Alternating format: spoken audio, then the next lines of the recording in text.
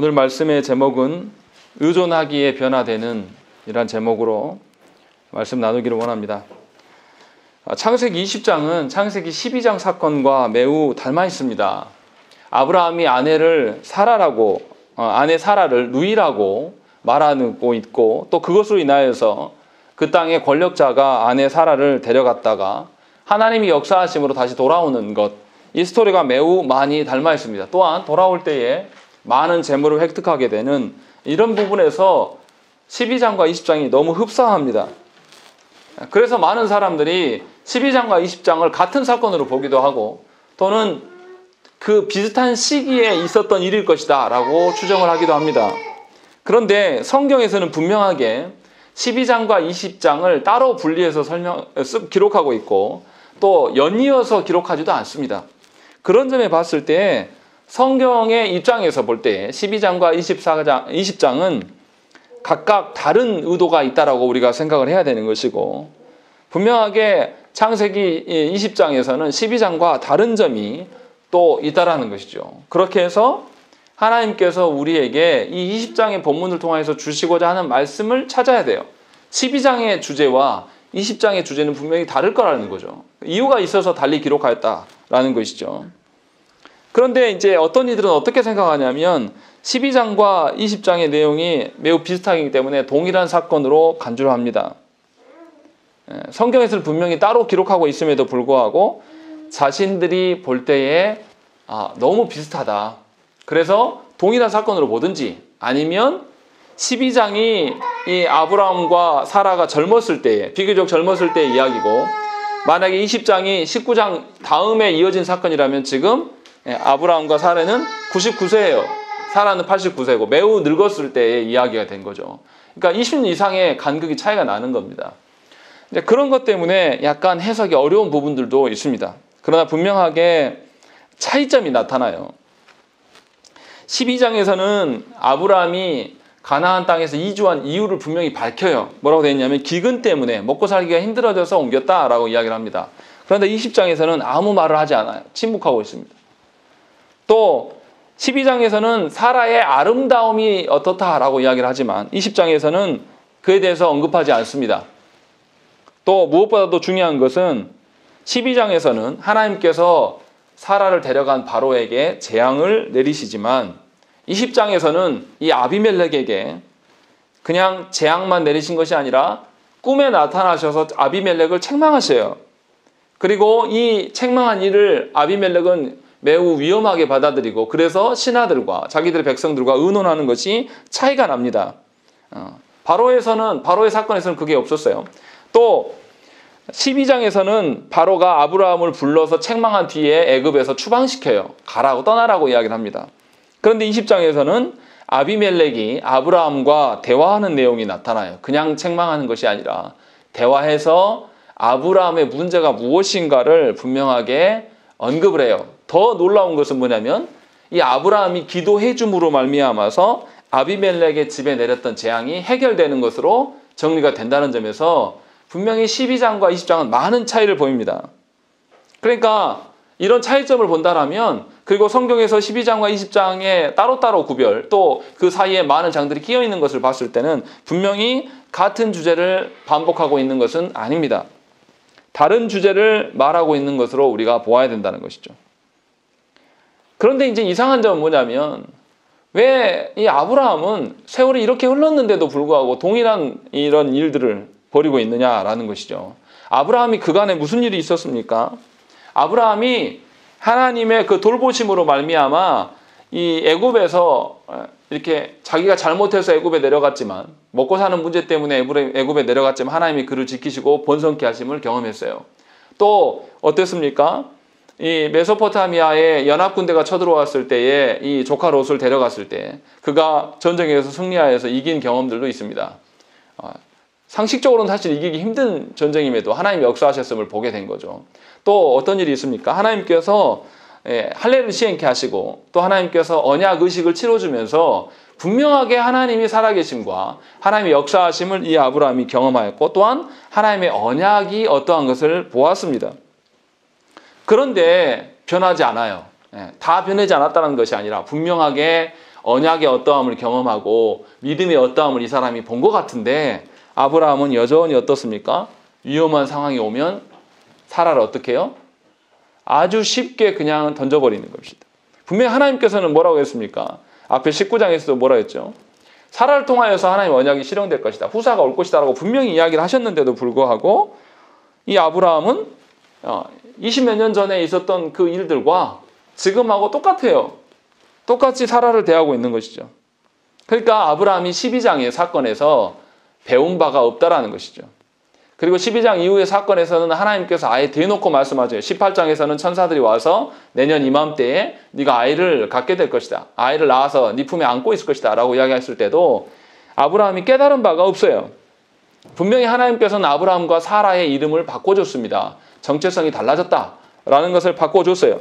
아브라함의 이름이 뭡니까? 열국의 아버지예요. 또 사라의 이름도 열국의 어미란 말이에요. 그렇다면 당연히 두 사람을 통해서 하나님의 언약에 대해서 생각을 해야 되는데 언약을 받긴 받았지만 이 아브라함에게는 생각하는 어떤 삶의 방식이나 아내를 바라보는 그 시각들은 여전히 똑같다는 것입니다. 분명히 아브라함이 하나님을 향한 신뢰감이나 어떤 영적인 성숙은 분명히 있었을 것입니다. 그런데도 그의 삶을 돌아보면 하나님 부르시기 전과 지금과 달라진 게 없습니다. 똑같은 삶을 보이고 있는 것입니다. 고린도 교회 성도들이 어땠습니까?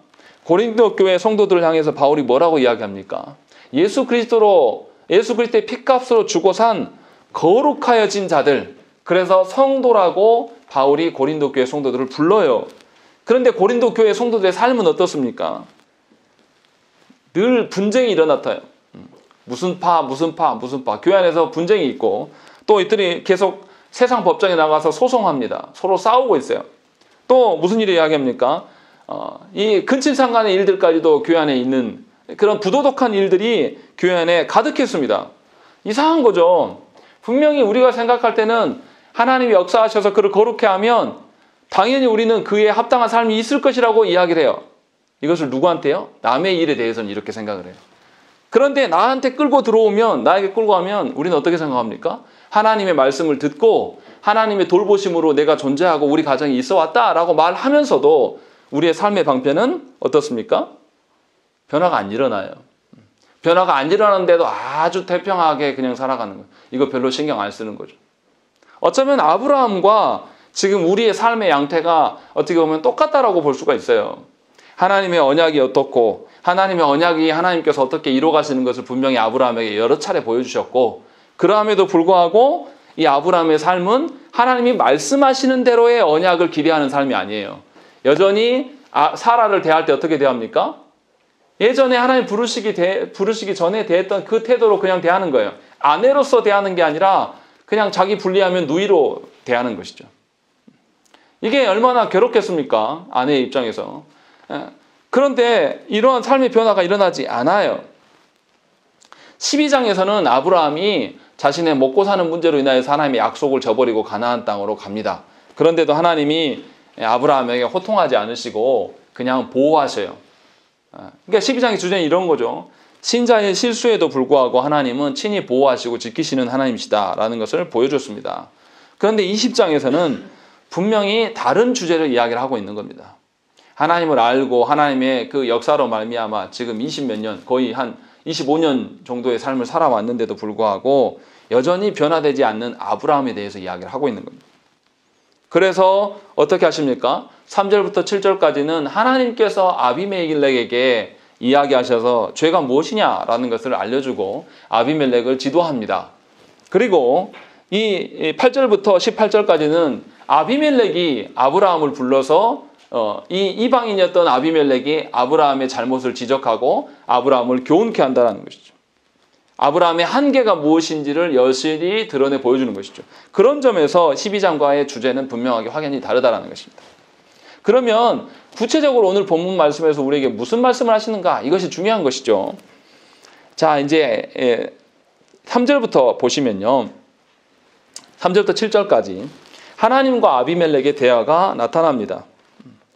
12장과 차이 나는 것은 뭐냐면 이 아비멜렉이 사라를 데려가자 하나님이 즉시 그 밤에 아비멜렉에게 꿈에 나타나셨어요. 그래서 3절에도 뭐라고 되어 있습니까?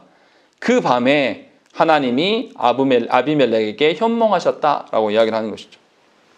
그래서 아비멜렉이 죽게 될 것을 말씀하세요. 이유는 결혼한 유부녀를 네가 데려갔다라고 이야기를 하는 것이죠. 그때 이제 아비멜렉이 놀랍게도 무슨 이야기를 합니까? 4절 말씀 우리 한번 읽어보시겠습니다. 읽겠습니다. 시작. 아비멜렉이 그 여인을 가까이 하지 아니하였으므로 그가 대답하되 주여 주께서 의로운 백성도 멸하시나이까. 놀랍게도 아비멜렉의 입에서 뭐가 나오냐면 의로운 백성도 멸하십니까? 라고 물어본다라는 것이죠. 이거 누가 한 말입니까?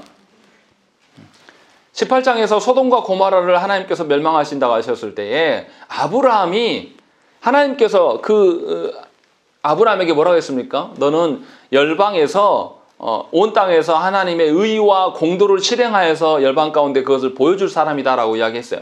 그리고 나서 같은 18장에서 아브라함이 무슨 이야기하냐면 소돔과 고모라에게 의인 50명이 있으면 하나님 멸망하실 것입니까? 의인이 있다라면 다 죽이실 겁니까? 라고 계속 질문한 내용과 똑같은 질문을 지금 하고 있는 거예요. 근데 여기서는 누가 합니까? 아비멜렉이 한다는 점에서 특이해요. 분명하게 18장에서는 아브라함이 하나님과 소돔과 고모라 사람들의 중재자로 서 있는데 오늘 20장에서 보면 아비멜렉이 당신의 백성과 그러니까 이 그랄 지역의 백성들과 하나님 사이에서 중재자로 서 있는 것을 보게 된다는 것이죠. 아비멜렉이 단지 자신의 생명 때문에 말하고 있는 것은 아니에요. 분명히 차이가 납니다. 3절에 뭐라고 그랬냐면 하나님께서 네가 죽을 것이다 라고 이야기를 했어요. 그런데 아비멜렉은 4절에 뭐라고 답을 물어봅니까? 주여 주께서 의로운 자도 멸하십니까? 이렇게 안 물어봐요.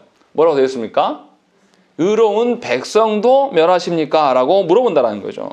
다시 말하면 이 아비멜렉이 생각하기에 또 고대의 사람들은 뭐냐면 왕의 잘못으로 신이 누구를 죽입니까? 모든 백성을 다 죽인다라는 개념을 갖고 있어요. 그러니까 이 아비멜렉의 마음속에는 뭐냐면 내가 백성의 대표자다라는 그런 의식을 갖고 있는 겁니다. 놀랍게도 아브라함에게는 이게 없어요. 그런데도 불구하고 아비멜렉은 뭐라고 하냐면 자기의 죽는 문제만 보니 아니라 왕이 죽으면 어떻게 해요? 힘이 사라져요. 그러면 이 그랄 지역에 있는 이 나라는 어떻게 되겠습니까? 외세에 침입을 당하든지 어떤 방식으로 해서 없어질 수 있고 죽게 된단 말이죠. 그것을 염려하고 있는 겁니다. 그러니까 왕다운 면모를 갖고 있는 거죠. 이 아비멜렉이. 그래서 뭐냐면 자신의 문제가 아니라 이 문제를 백성의 문제로 해석하면서 하나님 앞에서 이야기를 하고 있는 거예요. 그러니까 자기의 잘못으로 이 죄 없는 백성들까지 다 죽이실 겁니까? 이렇게 묻는 거예요. 여기서 의롭다라는 것은 뭐냐면 하나님 앞에서 언약의 의로움을 말하는 것은 아닙니다. 무슨 이야기냐면 사라를 데려오긴 데려왔는데 자기는 아직 취한 적도 없고 사라가 유부녀인지도 몰랐습니다. 죄가 없습니다 라는 뜻에서 의롭다라고 말하는 거죠. 그러니까 정리하면 이런 거예요. 아브라함이 아내를 누이라고 위장하고 그 위장한 그 일들로 인하여서 누가 죽게 생겼습니까? 그랄 사람들이 죽음에 처한 상황 가운데 놓인 거예요. 그러니까 죽음의 재앙을 불러온 사람이 누굽니까? 아브라함이에요. 하나님 분명히 아브라함 부를 때 뭐라고 했습니까? 열방의 복의 통로가 되게 하겠다라고 말씀하셨어요. 그런데 아브라함이 죽음의 재앙을 불러오는 불의한 사람으로 지금 서 있는 것입니다. 그런데 죽음의 재앙에 직면한 이 그랄 왕 아비멜렉은 어떻습니까? 자신뿐만 아니라 백성의 안위를 놓고 하나님 앞에서 중재하고 있는 것입니다. 사실 좀 뭔가 이상하지 않습니까? 두 역할이 바뀌어야 되지 정상 아니겠습니까? 그런데 그렇지 않다는 거죠. 그래서 하나님께서 6절에 뭐라고 하십니까? 네가 온전한 마음으로 이렇게 한지를 나도 알았다 라고 이야기하는 것이죠. 그래서 너를 막아 내게 범죄하지 아니하게 하였나니 여인에게 가까이 하지 못하게 함이 이 때문이니라 라고 이야기하는 것이죠. 그러니까 네가 모르고 여인을 데려온 걸 내가 알고 있기 때문에 네가 범죄하지 않도록 내가 막았다라고 이야기를 하는 거예요. 이게 무슨 말입니까? 이미 막았다라고 말씀하고 계세요. 지금 하나님 나타나셔가지고 막으시려고 하는 게 아니라 이미 막았다라고 말씀해요. 어떻게 막았는지를 우리가 이제 알아야 되겠죠. 뭐라고 되어 있습니까? 일반적으로 여인을 데려오면 뭐 하죠? 여인을 데려올 때 그냥 데려왔겠습니까? 아브라함이 오빠인데 그냥 데려왔겠어요? 뭔가 여인의 값을 지불하고 결혼할 것이다라는 것을 다 허락 받고 데려왔겠죠.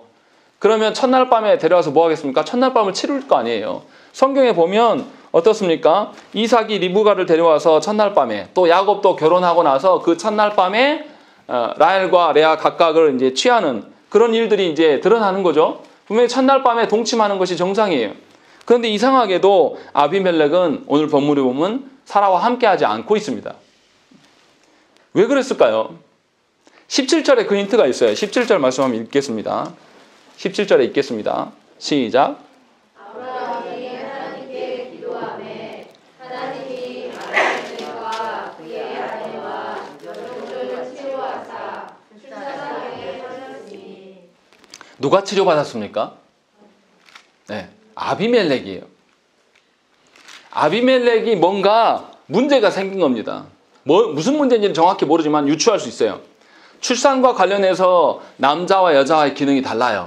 그런데 아비멜렉과 동침하여서 나올 수 있는 여자들을 다 하나님 치료하셨고, 또 아비멜렉도 치료했다라고 되어 있는 겁니다. 그러니까 무슨 문제냐면 18절에 아비멜렉의 집안에 태를 닫으셨다고 하는데 여자들의 문제가 아니라 아비멜렉 본인 자체의 문제가 생긴 겁니다. 뭔가 성적 기능에 문제가 생겨서 지금 첫날 밤인데도 불구하고 사라와 동침하지 않은 거예요. 이 아비멜렉의 성적 기능에 장애를 주신 분이 누구냐면 하나님이시라는 거죠. 그러니까 돌아와서 6절에서 네가 범죄하지 아니하게 하기 위하여서 이 여인을 가까이 하지 못하게 하기 위해서 이미 하셨다라는 것은 아비멜렉의 성적 장애를 주었고, 이것이 무엇인지를 정확히 알 수 없지만 이 일로 인하여서 첫날 밤에 동침하지 않고 있었다라는 것입니다. 그것이 하나님의 막으심이에요. 하나님이 지키시라는 거죠. 아비멜렉의 입장에서는 이해 안 될 수가 있어요. 성적인 갑자기 장애가 생기면 어떻습니까? 여자를 데려왔는데 못 취해요. 동침하지 못한다면 얼마나 수치스러운 일입니까? 그것도 왕인데. 그런데 그런 일이 일어났을 때 이상하다라고 생각을 했을 거예요. 온전했던 자기가 이상하게. 만약에 원래부터 그런 병이 있었다면 사라를 데려왔겠습니까? 아예 안 데려왔겠죠. 그런데 이미 기능이 왕성했었는데 사라를 데려온 일로부터 뭔가 생긴 것이고, 그걸로 인해서 첫날 밤 치르지 않는 상황. 하나님께서 이렇게 지키고 계신다는 것이죠. 더 중요한 것은 뭐냐면 6절에 뭐라고 되어 있냐면 너를 막아 누구에게 범죄하지 아니하게 하겠다? 하나님께. 아비멜렉이 사라와 동침한 것은 우리가 생각할 때 누구에게 범죄한 것처럼 느껴집니까? 사라와 아브라함에게 아비멜렉이 범죄한 것처럼 느껴지는데 하나님은 이 일을 누구의 범죄로 보시는 거예요? 하나님과의 관계의 범죄로 바라보시는 거예요. 그래서 아비멜렉이 사라를 건드리면 왜 문제가 됩니까? 분명히 하나님께서 우리가 잘 기억하셔야 돼요. 18장에서 천사들이 와서 내년 이맘때 사라에게 아기가 있을 것이다 라고 이야기했을 때 사라가 웃었어요. 그리고 이 손님들 나와서 인사하지도 않고 움막에 머물러 있었어요. 왜 그랬습니까? 뭔가 사라에게 부정한 일들이 있는 것이죠. 이제 하혈했을 것이다 우리가 추정하는 것이죠. 그런데 나중에 듣고 보니까 이 하혈함이 뭐라고요? 생리였을 것이다. 그러면서 하나님이 자신의 하혈하는 것은 누구만 합니까? 자신밖에 몰라요. 그 은밀한 부위까지 하나님이 다 알고 계시는 것을 보면서 사라가 깜짝 놀라요. 그러면서 두려워합니다. 하나님이 일하시면 이런 거구나 라는 것을 깨달은 거죠. 그러니까 이미 그때 생리가 시작했고 내년 이맘때에 아이가 있으려면 사라가 지금 어떤 상황이어야 됩니까? 임신 가능성이 있어야 되고 임신했을 수도 있어요. 정확하게는 뭔지 모르겠지만 이런 상황 하에서 사라가 잡혀가서 아비멜렉하고 동침하게 되면 누구의 씨가 되는 거죠? 이제 논쟁거리가 될 수밖에 없는 겁니다. 아비멜렉의 씨인지 아브라함의 씨인지 알 수가 없는 구조가 되어버리는 거예요.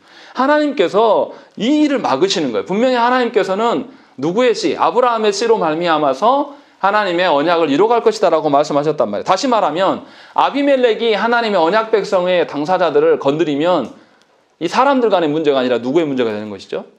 하나님과의 문제가 되는 것입니다. 그래서 하나님께서는 분명하게 이 일을 막으시는 거예요. 우리가 잘 생각해야 돼요. 그러니까 아비멜렉이 사라와 동침하는 것은 윤리적인 문제가 아니에요. 구원의 언약적인 구속사적인 차원에서 문제가 발생되는 것입니다. 그런 점에서 아브라함은 굉장히 무책임한 사람이에요. 하나님께서 아브라함에게 분명하게 사라를 통하여서 하나님의 구속사를 이뤄갈 것이다 라고 분명하게 말씀하셨습니다. 그런데 아브라함은 뭐 한 거죠? 자기의 지금 이 땅에서의 생명줄을 놓고 그것을 보존하기 위해서 어떻게 해요? 하나님의 언약에 대해서 방조하는 거예요. 사라 데려가도 그냥 침묵해버리는 겁니다. 누가 더 두려운 것입니까? 아브라함이 생각할 때 하나님이 더 두렵지 않아요. 아브라함은 여전히 어떻습니까? 인간 왕이 훨씬 두려운 것이죠. 그래서 그냥 언약이 깨져도 상관없어요. 그냥 방조하는 것입니다. 자기의 아내가 끌려가도 그냥 방조하여. 이 아비멜렉이 그냥 끌려갔겠습니까? 힘으로 제압해서 사라를 데려갔겠습니까? 누이라고 하니까 마땅한 그 신부 지창금을 준비해서 아브라함에게 선물로 줬을 거예요. 그리고 나서 데려갔어요. 그런데도 아브라함은 아무 말 하지 않고 서 있는 거예요. 그러니까 아브라함이 하나님 편에서 일하고 있습니까? 하나님의 대적자로 서 있는 것입니까? 하나님의 대적자로 서 있는 거예요. 여러분들 착각하지 마세요. 예수 믿고 교회 안에서 직분을 가졌다고 해서 여러분들이 하나님 편에서 사는 사람입니까? 그걸 어떻게 장담합니까? 하나님의 언약에 패서 여러분들이 방조자일 가능성이 굉장히 높아요. 하나님께서 여러분들에게 위탁해 주신 자녀들에게 복음을 전하지 않으면 여러분들은 방조자입니다. 하나님의 언약에 대해서 회방 놓는 자로 서 있는 거예요. 그런데도 여러분들은 전하지 않으면서도 아주 태평하게 지냅니다. 하나님의 언약대로 실현되는 것을 소망하면서 거기에 순응하면서 사는 것이 언약 백성이에요. 그런데 그 언약의 어떠함을 받았음에도 불구하고 내 형편과 상황이 그러하지 못하기 때문에 사람과의 관계가 더 중요하기 때문에 하나님 명하신 바에 대해서 그냥 내버려 두는 것, 이것은 하나님 앞에서 큰 죄예요. 자신의 육적인 그 안정감, 자신의 어떠한 욕망에 따라서 살아가기 때문에 하나님의 언약에 대해서 그냥 내버려 두는 것, 이것은 하나님 앞에 대적자가 서는 것이고 이 방조의 죄에 대해서 하나님 용서하시지 않는다는 것입니다. 분명히 이 점에 대해서 저와 여러분들이 알아야 돼요. 하나님은 우리에게 언약을 주셨어요. 그리고 말씀을 주셔서 말씀대로 살라고 말씀하시는 거예요.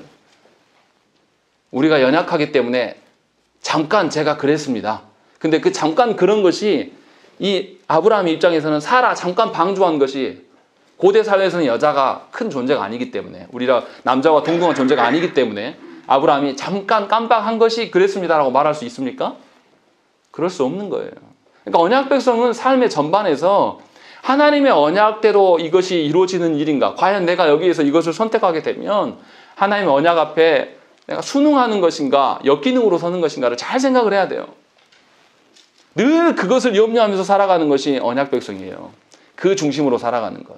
그렇지 않으면 분명히 우리가 교회를 오래 믿었고 교회 안에 무슨 직분을 갖고 있고 우리가 몇 대째 믿은 집안이다 이런 거 다 필요 없어요.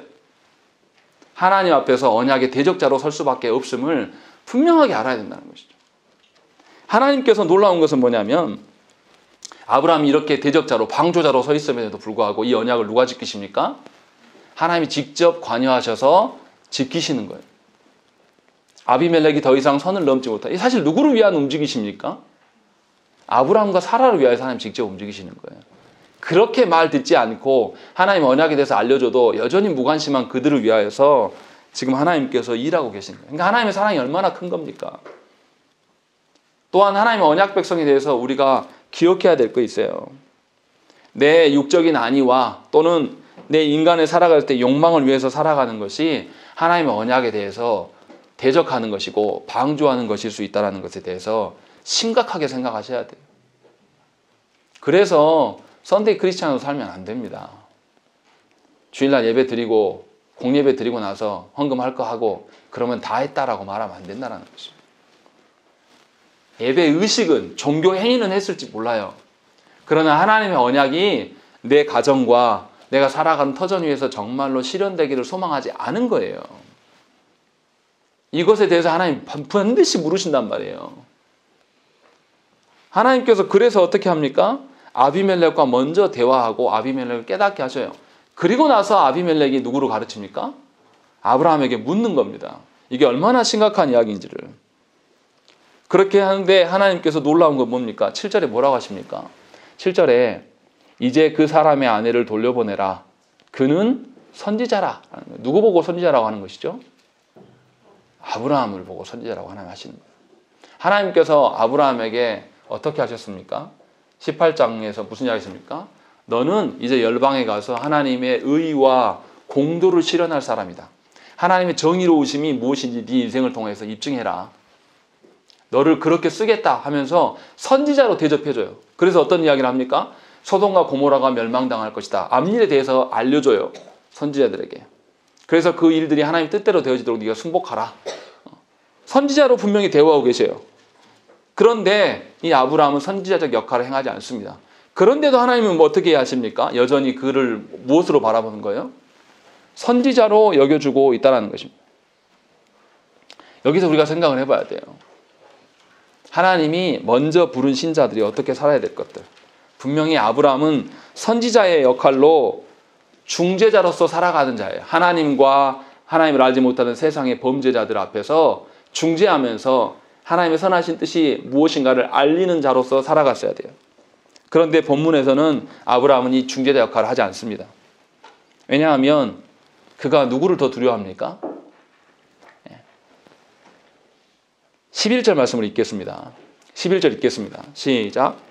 아브라함이 이르되 이곳에서는 하나님을 두려워함이 없으니 내 아내로 말미암아 사람들이 나를 죽일까 생각하였으니요. 예, 아브라함이 지금 무슨 실수를 벌이고 있는 겁니까? 이 그랄 지역은 하나님을 믿는 사람이 없으니까 하나님이 나를 지켜주겠다는 생각을 하는 게 아니라 이 동네 사람들이 날 죽이겠다라고 생각해요. 누구를 더 두려워한 거죠? 네. 하나님이 다스리시긴 하는데 그거는 믿는 자들만 다스리는 것이고 세상 나가서는 어떻게 살겠다는 거죠? 세상 방식대로 살겠다라는 거예요. 그냥. 그러니까 예수 믿는 사람들이 교회에 와서는 굉장히 거룩한 척해요. 교회 와서는 아이고 직분을 막 불러요. 부르면 뭐합니까? 그 직분의 참된 의미도 모르는데. 교회 문 밖 저기 나가면 어떻게 사는 거예요? 바로 세상 사람의 원리로 살아가는 거예요. 나가면 돈이 중요하고 나가면 사람 관계가 훨씬 중요한 거죠. 지금 아브라함이 그렇게 사는 거예요. 그래서 뭐냐면 하나님이 나를 지키신다는 생각이 없어요. 그래서 뭐라고 합니까? 이 동네 사람들이 하나님을 두려워하지 않기 때문에 나도 죽일 거다. 누가 더 큰 거죠? 하나님은 멀리 계신 분이고 가까이 있는 분이 누구예요? 이 그랄 사람들이에요. 그래서 아브라함이 어쩔 수가 없었다라고 변명하는 겁니다. 참 이게 선지자로서의 해야 될 말입니까? 여러분들 목사가 교회 안에서만 목사하고 딱 예배 없는 날 월요일, 화요일 날, 목요일 날 나가서 목사님이 막 세상 일하고 돌아다녀요. 돈 보고 다니고 돌아다니세요. 여러분들 뭐라 하실 거예요? 여러분 다 욕해요. 그런 목사 한 명도 인정해 주는 사람 없을 겁니다. 목사님이 그럴 만한 이유가 있었을 것이다. 이렇게 인정한 사람 저는 본 적이 없어요. 근데 놀라운 것은 하나님께서 여러분들을 언약 백성을 부르셨는데 여러분들은 여러분 삶에서 완전히 방조하는 삶을 사는 것입니다. 하나님의 손길보다 사람들의 관계가 훨씬 무서운 거예요. 그렇게 살아가요. 그래서 하나님의 뜻대로 안 삽니다. 하나님의 도우심이 더 클 거라는 믿음이 없어요. 당장에 돈이 더 필요하고 당장에 사랑의 말들이 더 무섭고 당장에 나와 그 사람의 관계가 훨씬 더 중요한 거죠. 하나님 관계는 별로 안 중요합니다. 그래서 그 사람이 내가 복음을 전하면 마음 상할까 봐 복음 안 전하지 않습니까? 분명히 하나님은 우리를 선지자로 부르셨고 하나님의 증인된 삶을 살으라고 교회되게 하셨는데도 불구하고 우리는 그렇게 살지 않는다는 것이죠. 그래서 아브라함은 하나님을 두려워하지 않습니다. 그런데 본문에서 놀랍게도 누가 하나님을 두려워합니까? 아비멜렉이 하나님을 두려워해요. 또 8절에서는 8절에 대해서 누가 또 두려워합니까? 모든 종들을 불러서 아비멜렉이 되어진 일들 이야기하니까 그 아비멜렉의 종들이 어떻게 해요? 심히 두려워했다. 사실은 아브라함의 생각이 틀린 겁니다. 아브라함이 하나님의 언약을 받고 하나님의 부르심을 먼저 받은 자인데 그가 생각하는 것은 뭐냐면 하나님의 그 일하심에 대해서 이해하지 못한 거예요. 하나님을 향한 온전한 신뢰가 없어요. 하나님을 향한 바른 지식이 없단 말이에요. 그렇기 때문에 이 사람들을 더 두려워하고 사람들의 관계를 더 중요하게 생각했던 거예요. 그래서 하나님의 언약을 손 놔버린 것입니다. 무슨 말을 하는 것입니까?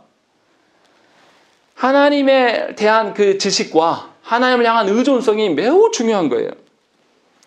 아비멜렉과 그 그랄 지역의 사람들이 하나님의 언약 안에 없을 것이다라고. 하나님은 믿는 자들만 다스리시고 믿지 않는 자들은 다스리지 않을 것이다라는 이 아브라함의 착각. 이것이 이러한 무서운 결과를 초래하고 말았습니다. 그러니까 아브라함은 복의 통로가 될 수 없고 저주의 통로가 된 거예요. 이 그랄 지역에 아브라함으로 말미암아 죽음의 재앙이 온 것입니다. 잘 생각을 해야 돼요. 하나님께서 우리를 먼저 세상 속에서 건져내셔서 신자 되게 하셨어요. 그런데 우리가 하나님을 향한 신뢰가 없어요. 왜 신뢰가 없습니까? 하나님을 아는 바가 없어요. 하나님의 지식이 우리가 없기 때문에. 그래서 하나님을 의존하지 않습니다. 그러니까 먼저 믿는 자들의 하나님을 아는 지식과 인식과 하나님 향한 의존성이 매우 중요한 거예요. 그래야지만 온전히 하나님에 의존하야지만 믿지 않는 자들에게 하나님이 주시는 생명을 전달할 수 있는 자가 되는 것입니다. 하나님께서는 신자들만이 아니라 불신자들도 다스리시는 그런 하나님이란 말이에요. 여러분들의 일터에서 여러분들의 직장에 어떠함에서 하나님이 안 계신 것이 아니라 하나님 다 보고 계신다는 것입니다. 그러니까 온 우주 만물을 다스리시는 하나님이시라면 내가 어디를 가든지 하나님의 돌보심이 훨씬 더 강력한 거예요. 이거 당연한 겁니다. 그러면 신자들이 교회 안에서뿐만 아니라 세상에 나아가서도 어떻게 해야 돼요? 하나님을 의존해야 되는 것이 너무 당연한 거예요. 그런데 우리는 뭐라고 이야기합니까? 하나님 의존하기가 너무나 어려워요. 하나님 살아계시는 거 우리가 입으로 이 교회 안에서는 말은 많이 하지만 세상에 나가서는 하나님 살아계심에 의존하지 않아요. 자기 분노를 못 참습니다. 왜 분노가 일어납니까? 하나님을 신뢰하지 않기 때문에 분노가 일어나는 거예요. 왜 영혼을 영혼으로 안 바라봅니까? 여러분들의 관계가 더 중요하니까. 여러분들의 그 중심이 그렇게 뒤틀려 있기 때문에 하나님을 신뢰하지 않기 때문에 분노가 일어나는 거예요. 왜 영혼들을 불쌍히 여기지 않습니까? 하나님 앞에서 영혼으로 바라보지 않기 때문에. 나와 관계된 배우자고 나와 관계된 자녀고 나와 관계된 어떤 지인으로 바라보기 때문에 그렇다는 거예요. 하나님의 언약 따위는 여러분들의 삶에 존재하지 않습니다. 그렇기 때문에 하나님 신뢰하지 않는 거예요. 그러나 문제는 뭐냐면 하나님 먼저 부른 자들이 하나님을 향한 그 신뢰함이 없으면 그 사람으로 말미암아 하나님의 언약의 저주가 그 땅에 임한다는 거예요. 그러니까 여러분들이 어떻게 사느냐는 너무 중요한 거예요. 저국교회가 지금 그 일을 하고 있는 겁니다. 교회된 자들이 힘을 모아가지고 정치 나가려고 하는 거예요. 하나님의 언약과 하나님을 신뢰하는 모습은 도저히 볼 수가 없어요.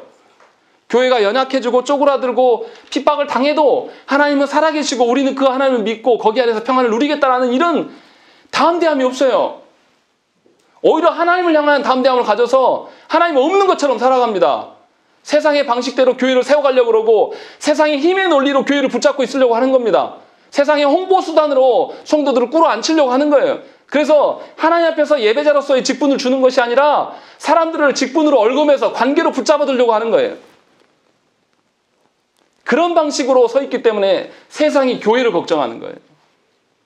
세상의 교회가 정광훈 같은 사람 한 명을 이단으로 치리 못합니까?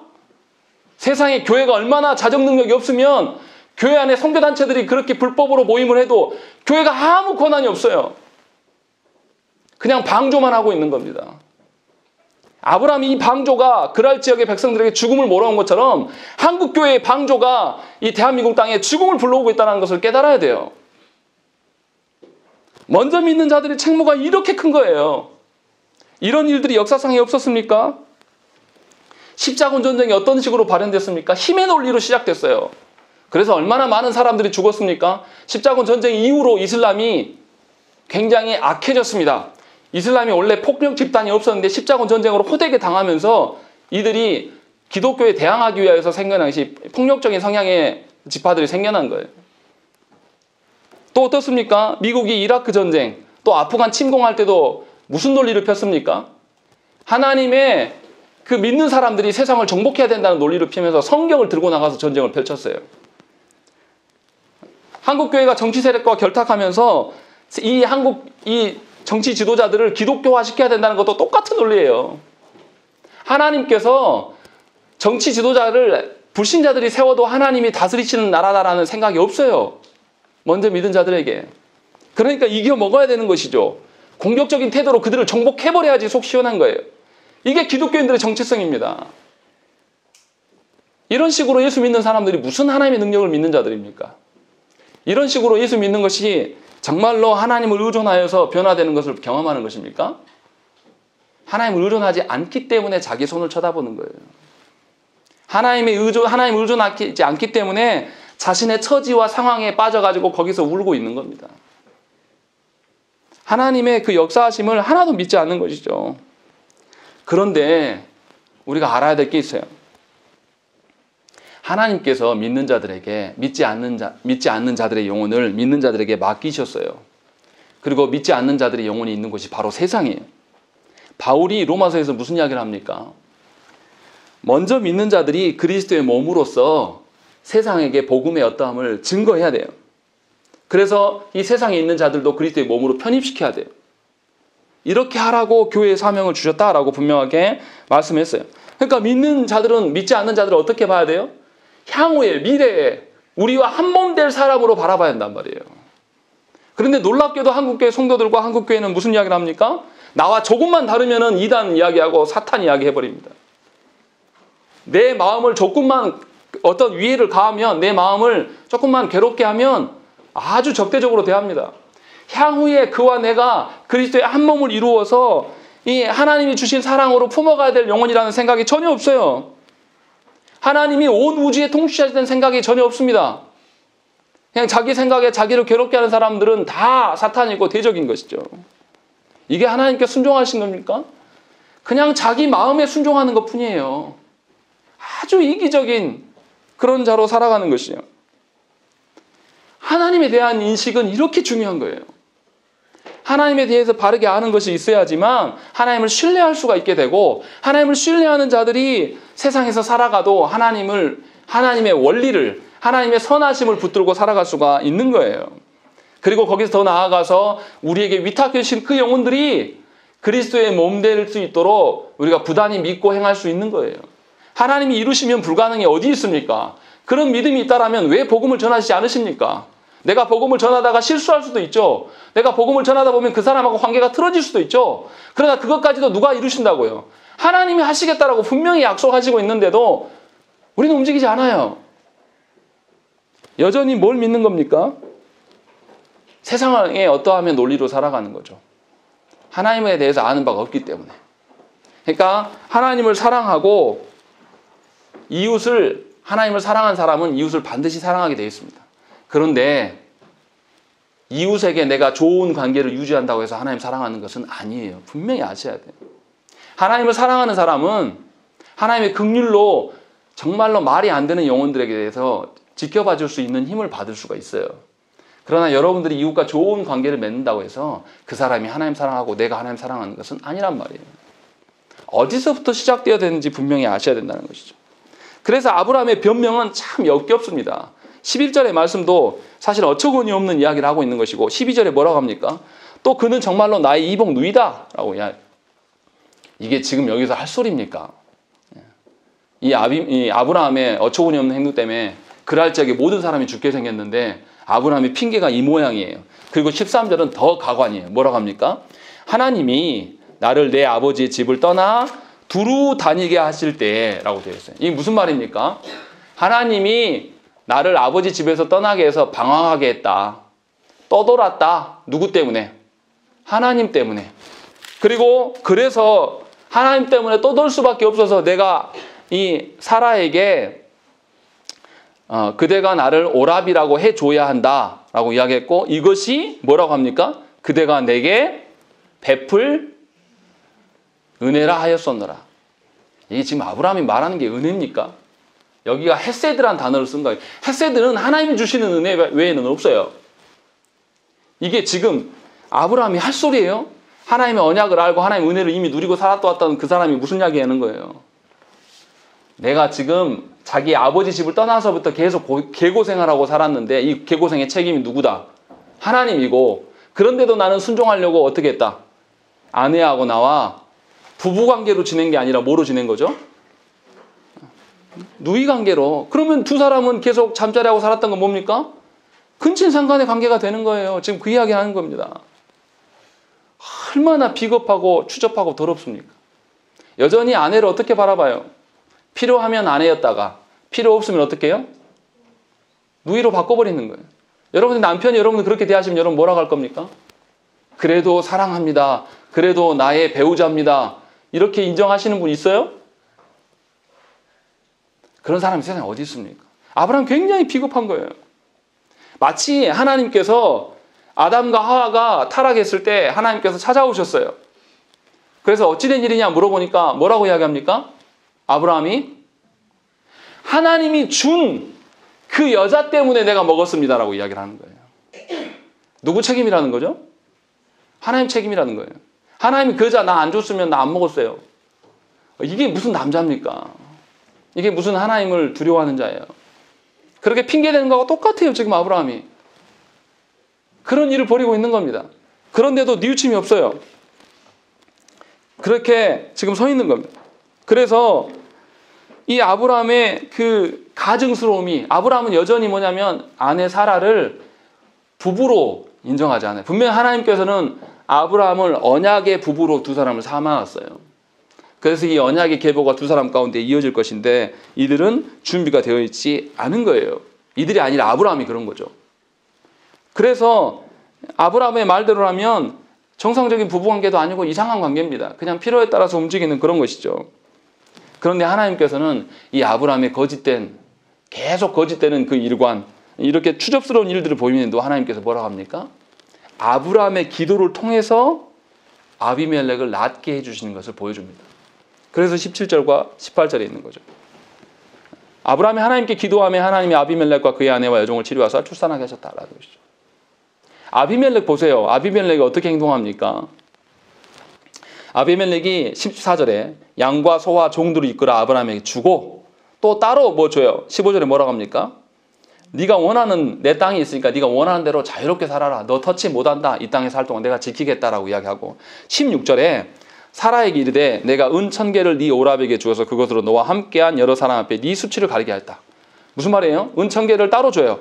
이 말은 왕이 엄청난 재물을 따로 주어서 왕이 사라를 데려간 것을 사과했다. 더 이상 사람들이 너에게 대해서 사라에 대해서 비난하게 되면 아무도 말 못하게 하려고 이 아비멜렉이 이렇게 선처를 베풀고 있는 거예요. 그런데 여기서 아비멜렉이 뭐라고 합니까? 16절 말씀에 은 1000개를 누구한테 주라고요? 네 남편이라고 안 해요. 네 오랍이라고 하고 있는 거죠. 아비멜렉이 비꼬고 있는 거예요. 너 정말로 안타깝다. 너 남편하고 사는 게 아니라 오랍이랑 살고 있지 않냐. 이거 사실 누가 하시는 말씀입니까? 하나님께서 아브라함에게 하시는 말씀이에요. 부끄러운 줄 알아야죠. 그런데도 하나님은 꾸중만 하시는 것이 아니라 아브라함을 통해서 기도하게 해서 이 아비멜렉의 집에 그 재앙을 거두십니다. 왜 이렇게 하실까요? 사실 누가 회복된 겁니까? 아비멜렉의 집안에 그 닫혔던 태를 기도하니까 열렸단 말이에요. 이것을 아브라함에게 기도하게 시켜서 보게 했어요. 그럼 아브라함이 이제 뭘 할 수 있습니까? 사라의 태가 닫혀 있는데 자신이 기도하면 사라의 태가 열릴 수 있다라는 그것을 하나님 보게 하신 거예요. 사실은 왜 하나님께서 이렇게 아비멜렉의 집안에 어떠한 것을 재앙을 주시고 거두시는 것은 누구한테 보여주려고 하는 거예요?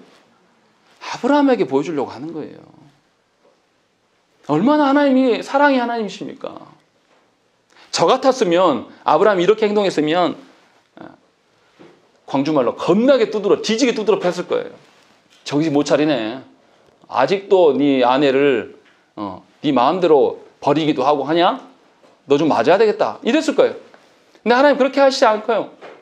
오히려 세상의 왕을 통하여서 아브라함이 누구를 두려워합니까? 하나님을 두려워하지 않기 때문에 두려워하는 그 아비멜렉을 통하여서 하나님 앞에서 네가 얼마나 잘못하고 있는 것을 입증해 보이시는 거예요. 그리고 그 두려워한 왕을 하나님께 간구하고 기도하면 그 왕의 어떠한 마저도 하나님이 바꾸신다는 것을 아브라함의 손을 통해서 경험케 하신단 말이에요.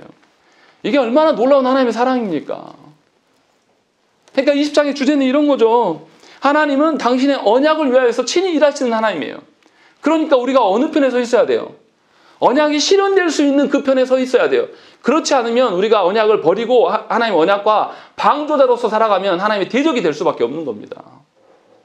그러니까 우리가 하나님의 언약대로 살고 언약의 방식대로 살려고 애를 쓰면 하나님이 우리를 지키시고 보존하셔요. 하나님의 선하신 손길로 친히 우리를 지키신단 말이에요.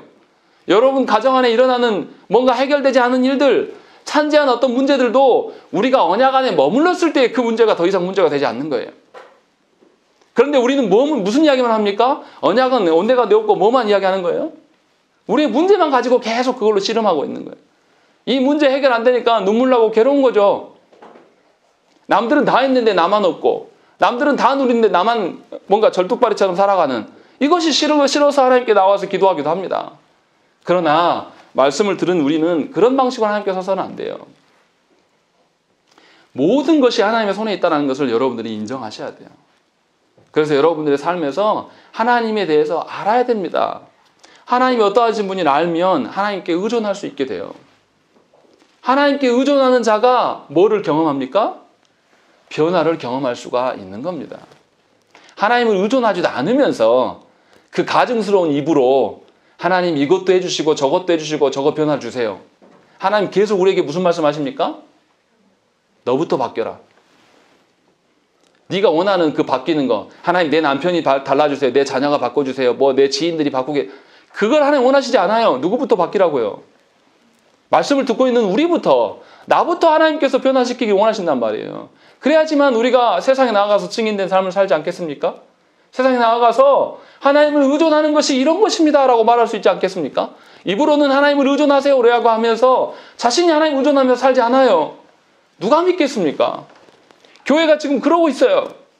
그러니까 세상이 교회를 걱정하는 거죠. 너희 어찔래? 정광훈이 같은 사람이 나와도 너희 이거 해결 못하더라. 도대체 교회 왜 있는 거냐? 계속 물어봐요. 우리가 그것에 답해야 되지 않겠습니까? 어떻게 답한다고요? 하나님을 의존하는 방법밖에 없어요. 우리가 가서 일일이 그것을 다 해명하고 그렇게 살 게 아니라 내 인생이 하나님의 손에 달려 있습니다. 하나님이 나를 창조하셨으니 하나님 언약에 이루는 대로 내가 어떠한 모습이라도 기꺼이 순응하고 그 작은 부분이라도 담당하다가 그렇게 하다가 죽겠습니다라는 심정으로 우리가 살아가면 하나님 우리를 살리시고 우리의 가정 안에 우리의 삶에 변화를 반드시 주신다는 것입니다. 놀랍게도 하나님께서는 이렇게 하시고 21장에서 뭐가 있습니까? 아브라함이 이제 이삭을 낳아요. 왜 하나님이 이삭을 갖기 전에 아브라함과 사라의 온전한 부부관계로 회복시키십니까? 여러분들 아기를 그냥 낳기만 하면 이 아이가 지가 알아서 막 좋은 것을 배워가면서 잘합니까? 낳는 건 별로 문제가 안 돼요.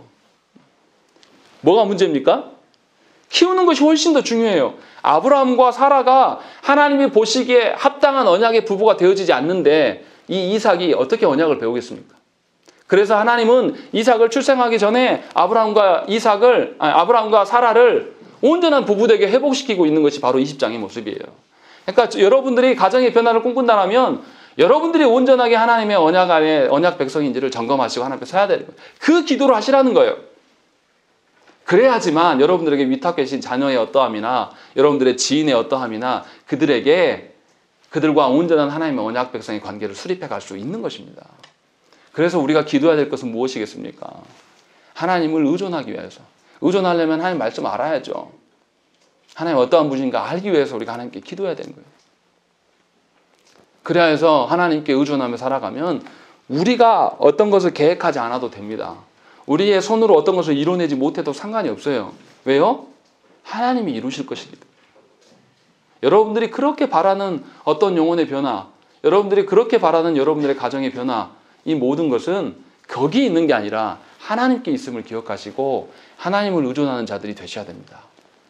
그렇지 아니하면 우리 인생은 헛된 것이고 여전히 우리는 아브라함과 같은 계속 20장의 삶을 살 거예요. 가정 안에 뭘 가져옵니까? 언약의 죽음의 재앙을, 언약의 저주를 가져오는 사람으로 설 수 있어요. 깨어나세요.